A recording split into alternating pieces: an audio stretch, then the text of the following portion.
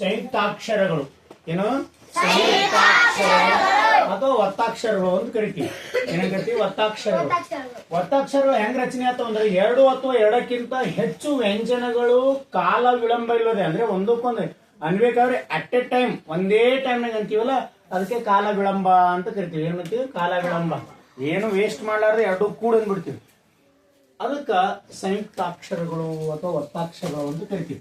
ಉದಾಹರಣೆಗೆ ಪ ಬೇರೆ ಫ ಪ ಪ ಕೊಡೋದು. ಈಗ ಶಾಂತ ಫ ಪ ಬೇರೆ ಪ ಪ ಪದ ಇರ್ತಕ್ಕಂಥದ್ದು. ಪ ಪ್ಲಸ್ ಪ್ಲಸ್ ಅ ನ. ಹೌದಾ? ನ ಪ್ಲಸ್ ಎರಡು ಸೇಮ್ ಅದಾವ. ಕರೆಕ್ಟಾ? ಇದ್ರಾಗ ಸಂಯುಕ್ತಾಕ್ಷರಗಳಲ್ಲಿ ಎರಡು ಪ್ರಕಾರಗಳನ್ನು ನೋಡ್ತೀವಿ. ಸಂಯುಕ್ತಾಕ್ಷರಗಳಲ್ಲಿ ಎರಡು ಪ್ರಕಾರ ನೋಡ್ತೀವಿ. ಒಂದನೇದು ಸಜಾತಿ ಸಂಯುಕ್ತಾಕ್ಷರ, ಎರಡನೇದು ವಿಜಾತಿ ಸಂಯುಕ್ತಾಕ್ಷರ. ಇನ್ನು ಸಜಾತಿ ಸಂಯುಕ್ತಾಕ್ಷರ ಅಂದ್ರೆ ಒಂದೇ ಜಾತಿಯ ಎರಡು ವ್ಯಂಜನಗಳು ಸೇರಿ ಆಗುವ ಅಕ್ಷರವೇ ಸಜಾತಿಯ ಸಂಯುಕ್ತಾಕ್ಷರ. ಅಂದ್ರೆ ಅವು ಸೇಮ್ ಒಂದೇ ವ್ಯಂಜನ ಎರಡ್ ಸಲ ತಗೋತೀವಿ. ಒಂದೇ ವ್ಯಂಜನ ಏನ್ ಮಾಡ್ತೀವಿ? ಎರಡ್ ಸಲ ತಗೋತೀವಿ. ಇಲ್ಲಿ ನ ತಗೊಂಡಿದೀವಿ ನೋಡಿ. ನ ಪ ತಗೊಂಡಿದೀವಿ. ಪ ಪ ನ ಎರಡು ಸಲ ತಗೊಂಡಿದೀವಿ. ಅದು ಸಜಾತಿ ಸಂಯುಕ್ತಾಕ್ಷರ. ಇಲ್ಲಿ ಸಜಾತಿ ಅಂದ್ರೆ ಒಂದೇ ಜಾತಿ ಎರಡ್ ಸಲ ತಗೋತೀವಿ. ಕ ತಗೊಂಡಿನ ಅಕ್ಕ. ಸ್ವಲ್ಪ ಒತ್ತೀವಿ ಅಷ್ಟೇ. ಒತ್ತು ಅಂದ್ರೆ ಒತ್ತು ಅಂತ. ಅಕ್ಕ ಅ ಕಾಮ ಕ ಪ್ಲಸ್ ಅ. ಇದು ಬಿಡಿಸಿ ಹೆಂಗ್ ಬರಿತೀವಿ ನೋಡ್ರಿ. ಅಕ್ಕ ಏನ್ ಮಾಡ್ತೀವಿ? ಬಿಡಿಸಿ ಬರಿತೀವಿ. ನೆಕ್ಸ್ಟ್ ಅಮ್ಮ. ಮಕ್ ಮದ ತಗೊಂಡಿದೀವಿ. ಮಕ ಮದ್ ಒತ್ತು ತಗೊಂಡಿದೀವಿ.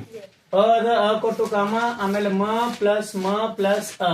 ಇನ್ನ ಹುತ್ತ ತದಲ್ಲ ಅದು ಸಜಾತಿ ಅಂದ್ರೆ ಅದೇ ಅಕ್ಷರದ ಅದೇ ಒತ್ತು ತಗೊಂಡಿವಿ ಅಂತಂದ್ರೆ ಅದು ಸಜಾತಿ. ಕ ಹಿಡ್ಕೊಂಡು ಳ ತಕ್ಕ ಯಾವ್ಯಾವ ಒತ್ತದ ಅದ್ರ ತೆಳಗ ಅದರದೇ ಒತ್ತು ಬಂದು ಅಂದ್ರೆ ಅದಕ್ಕ ಸಜಾತಿ ಒತ್ತಾಕ್ಷರ ಅಂತ ಕರಿತೀವಿ. ಏನ್ ಕರಿತೀವಿ? ಸಜಾತಿ ಒತ್ತಾಕ್ಷರ ಅಂತ ಕರಿತೀವಿ. ತದ ಬಂದ್ ನೋಡ್ರಿ. ಇನ್ನು ಹುತ್ತ ಬಿಡಿಸಿ ಹೆಂಗ್ ಬರೀಕ್ ನೋಡ್ರಿ. ಹ ಪ್ಲಸ್ ಉ ಸೇರದಲ್ಲ.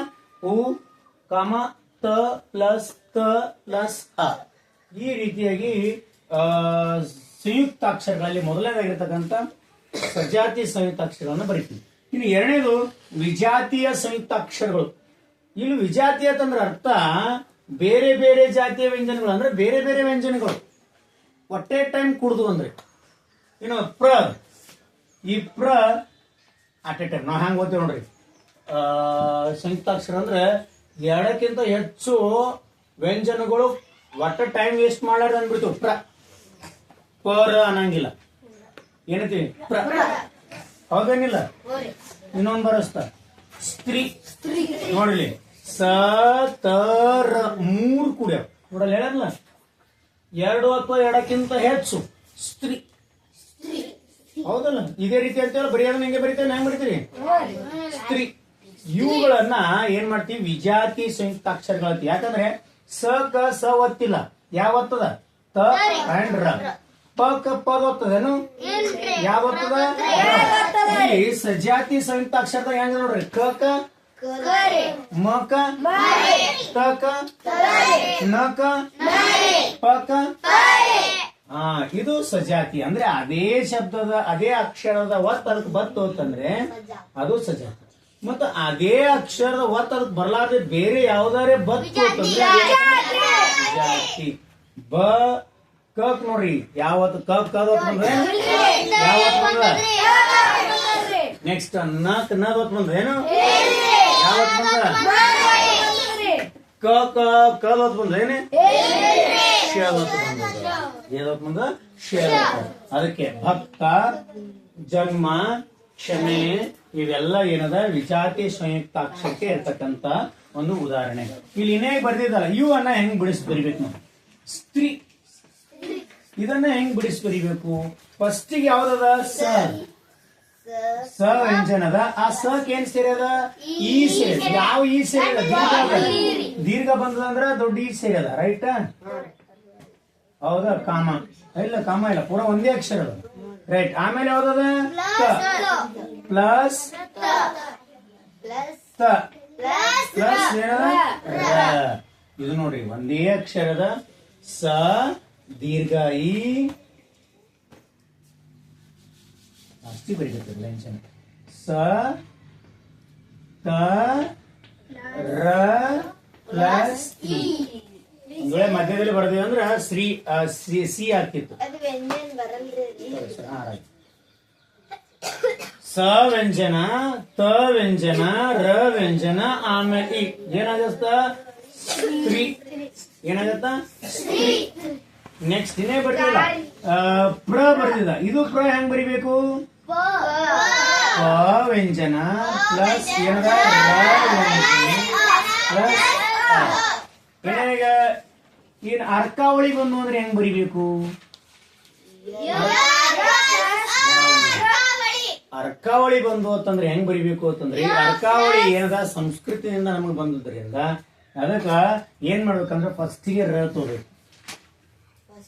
ಫಸ್ಟಿಗೆ ಈ ಕಾರ್ಯ ಎಲ್ಲಿ ಅಂತೀವಿ ನೋಡಿ ಇಲ್ಲಿ ಬರ್ತೀವಿ ಕಾರ್ಯ ಅಂತ ತಿಳ್ಕೊಂಡ್ರಿ ಪೂರ.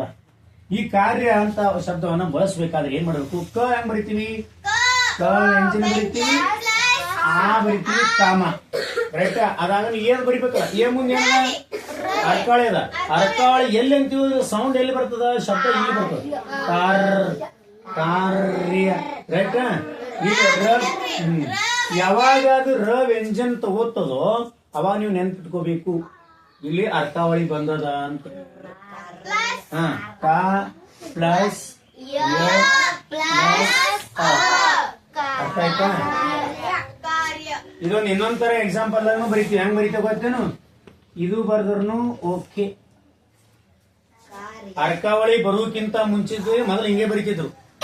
ಯಾವಾಗ ಅರ್ಕಾವಳಿ ಬಂತು ಈ ಎ ಒತ್ತು ತೆಗೆದು ಈ ರೀತಿ ಬರ್ಲಿಕ್ಕೆ ಸ್ಟಾರ್ಟ್ ಮಾಡೋದು.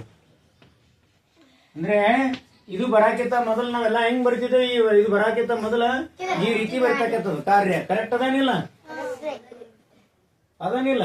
ಇನ್ನೊಂದ್ ಶಬ್ದ ತೋಡ್ರಿ ಮೂರ್ಖ ಅಂತೇಳಿ ಹಿಂಗ್ ಬರಿತೀವಿ. ಈ ಅರ್ಕಾಳಿ ಬರಕ್ಕಿಂತ ಮುಂಚೆ ಹೆಂಗ್ ಬರಿತೀವಿ ಗೊತ್ತೇನು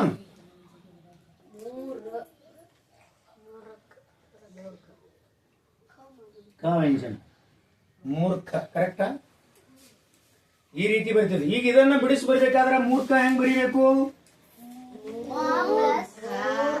ಮೂರ್ಖ ಇದನ್ನ ಹೆಂಗ್ ಬರಿಬೇಕು ಫಸ್ಟ್ ಮ ತಗೊಳ್ರಿ ಪ್ಲಸ್ ಹೂವದ ಆಮೇಲೆ ಕಾಮ ನೆಕ್ಸ್ಟ್ ಪ್ಲಸ್ ಪ್ಲಸ್ ಈಗ ಅರ್ಥ ಆಯ್ತು ಹೆಂಗ್ ಬರಿಬೇಕು ಅಂತೇಳಿ. ಈ ರ ಒತ್ತುಗಳನ್ನ ಹೆಂಗ್ ಬರಿಬೇಕು ಅಂದ್ರೆ ಇವು ಯಾವ ಸ್ಥಾನದಾಗ ಅಲ್ಲೇ ಬರಿಬೇಕು. ಬಟ್ ಇಲ್ಲಿ ಅರ್ಕಾವಳಿ ಬತ್ತು ಅಂತಂದ್ರೆ ಎಲ್ಲಿ ಅದ ಉಚ್ಚಾರಣೆ ಆಗ್ತೀವಿ ಆ ಶಬ್ದದ ಮುಂದ್ಗಡೆ ರ ತಗೊಂಡ್ಬಾರ್ದು ಅಂದ್ರೆ ಮುಂದ್ ಬಿಡಿಸಿ ಬರ ಮುಂದೆ ಹಂಗೆ ಥಿಂಕ್ ಮಾಡ್ಬೇಕು.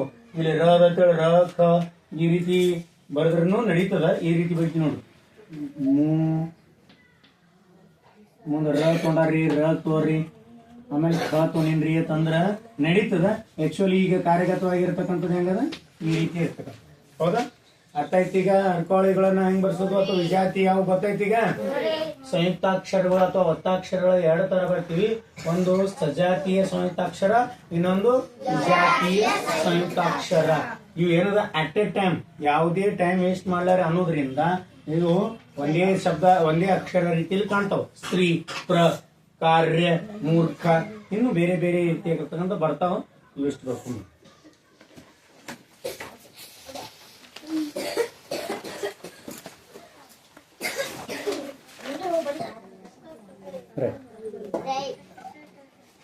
ಇಲ್ಲಿ ಕೆಲವು ಒತ್ತಕ್ಷರ ಇರುವ ಶಬ್ದಗಳನ್ನ ಹೆಂಗ್ ಬಿಡಿಸಿ ಬರಿಬೇಕು ಅನ್ನೋದು ನೋಡಿ.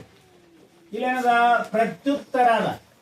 ಫಸ್ಟಿಗೆ ಯಾವ ಅಕ್ಷರ ಬರ್ತದ ಏನ್ ಬರಿಬೇಕು ವ್ಯಂಜನ. ಆಮೇಲೆ ಅವ್ರ ಪ್ಲಸ್ ರ ಅದ ಇದ್ರೊಳಗೆ ಏನ್ ಕೂಡ್ಯದ ಅಸ್ವರ ಕೂಡ್ಯದ ಅವಾಗ ಕಾಮ. ಈ ಶಬ್ದ ಈ ಅಕ್ಷರ ಮುಗೀತು. ನೆಕ್ಸ್ಟ್ ತ ವ್ಯಂಜನದ ರೈಟ್ ಪ್ಲಸ್ ಏನ್ ಸೇರಿದಿಲ್ಲಿ ಸ್ವರ ಯಾವಾಗ್ಲೂ ಲಾಸ್ಟ್ ಇರ್ಬೇಕು. ಸ್ವರ ಯಾವಾಗ್ಲೂ ಏನಿರ್ಬೇಕು ಲಾಸ್ಟ್ ಇರ್ಬೇಕು. ನೆಕ್ಸ್ಟ್ ಇಲ್ಲಿ ಹೂ ಸೇರದ ಸಣ್ಣ ಹೂವದ ರೈಟಾ ಸ್ವರ ಕಾಮ.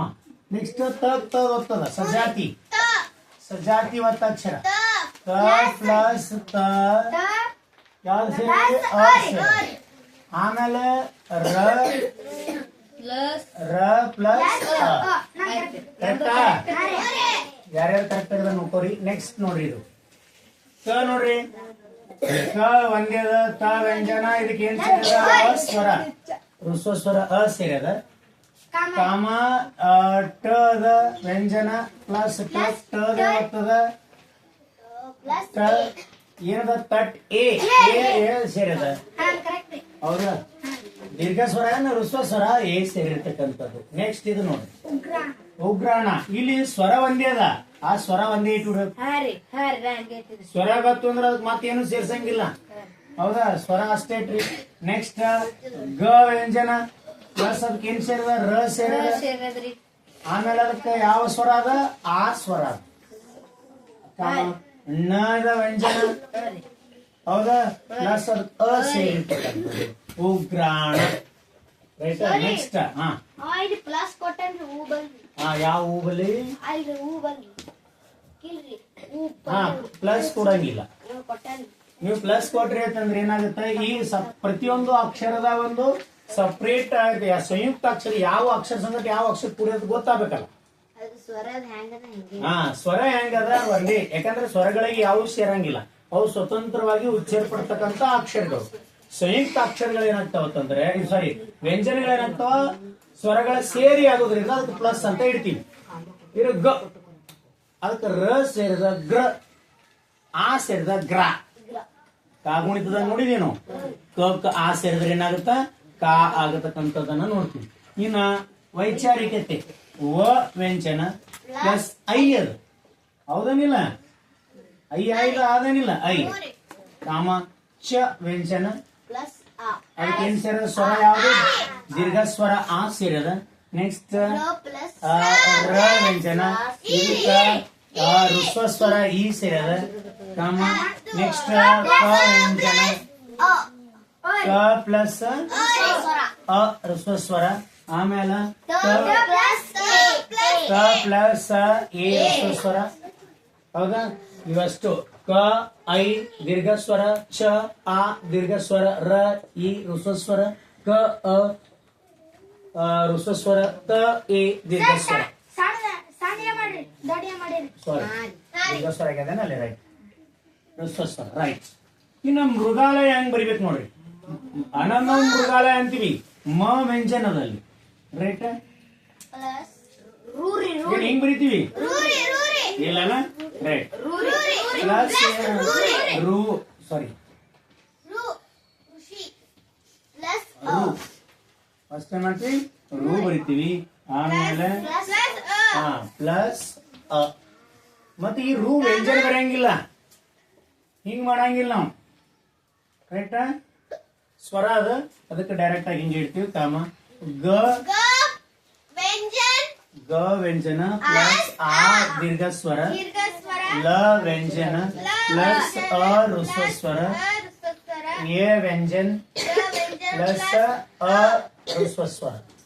ಅರ್ಥ ಆಯ್ತು? ಈಗ ಹೆಂಗ್ ಬಿಡಿಸಿ ಬರಿಬೇಕು ಅಂತ ಇದ್ರ ಮೇಲೆ ಒಂದು ಪ್ರಶ್ನೆ ಇರುತ್ತೆ. ಏನಂತ ಪ್ರಶ್ನೆ ಇರುತ್ತೆ? ಶಾಸ್ತ್ರಿ ಹೆಂಗ್ ಬರಿಬೇಕು ನೋಡ್ರಿ. ಶ ವ್ಯಂಜನ ಪ್ಲಸ್ ಆ ದೀರ್ಘ ಸ್ವರ. ಇಲ್ಲಿ 3 ಕುಡಿಯವ. ಸ ವ್ಯಂಜನ ಪ್ಲಸ್ ಕ ವ್ಯಂಜನ ಪ್ಲಸ್ ರ ವ್ಯಂಜನ ಅ ಹ್ರಸ್ವ ಸ್ವರ ಸೇರಿದ. ನೆಕ್ಸ್ಟ್ ಇಲ್ಲಿ ಸೂರ್ಯ ಬತ್ ನೋಡ್ರಿ, ಅರ್ಕಾವಳಿ. ಆಗ ಹೆಂಗ್ ಮಾಡ್ತಾರ ನೋಡ್ರಿ.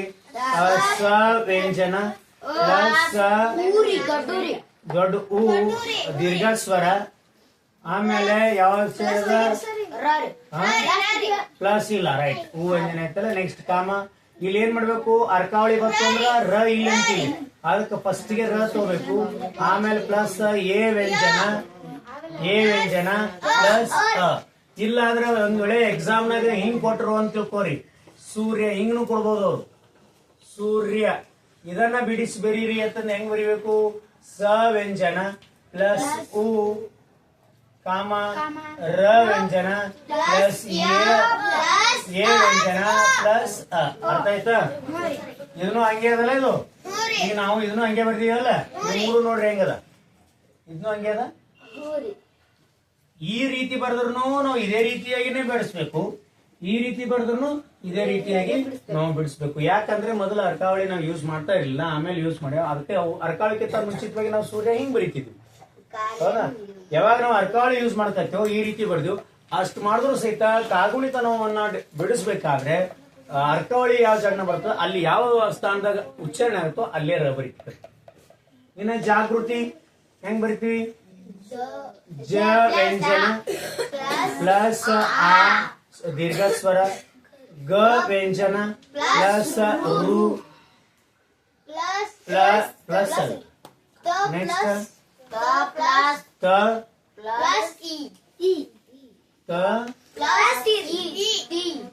ಇ. ಎಷ್ಟು ಸರಿ ಇಲ್ಲಿ ಏನೋ ತಪ್ಪು ಬರ್ದೇವೇನೋ ಮೃಗಾಲಯ, ಇಲ್ಲಿ ಯಾವ ಬರಬಾರ್ದೈತಲ್ಲ? ಇಲ್ರಿ ಸರಿ, ನಾ ಇದು ಜಾಗೃತಿನ ಇದಕ್ಕೆ ರೂಕ್ ಹಿಂಗ ಒತ್ ಮಾಡಿತಿಲ್ರಿ, ವ್ಯಂಜನ್ ಕೊಡ್ತಿಲ್ರಿ, ನೀವೇ ಕೊಟ್ಟಿರಿ ವ್ಯಂಜನ್. ಇಲ್ಲ ವ್ಯಂಜನ್ ಬರಂಗಿಲ್ಲ, ಸಾದಾ ಡೈರೆಕ್ಟ್ ಇರ್ತದೆ. ನೆಕ್ಸ್ಟ್ ನೋಡಿ, ಕೃತಜ್ಞ ಕ ವ್ಯಂಜನ ಪ್ಲಸ್ ರು ಕಾಮ ತ ವ್ಯಂಜನ ಪ್ಲಸ್ ಅ ಜ ವ್ಯಂಜನ ಪ್ಲಸ್ ನ್ಯ ವ್ಯಂಜನ ಪ್ಲಸ್ ಅ. ಬರ್ಕೊಂಡ್ ಆತ್ಮ ಒಂದದನು ರೈಟ್. ಆ ದೀರ್ಘ ಸ್ವರದ ಕಾಮ ಕೊಡ್ರಿ, ತ ವ್ಯಂಜನ ಪ್ಲಸ್ ಮ ವ್ಯಂಜನ ಪ್ಲಸ್ ಅ. ಆತ್ಮ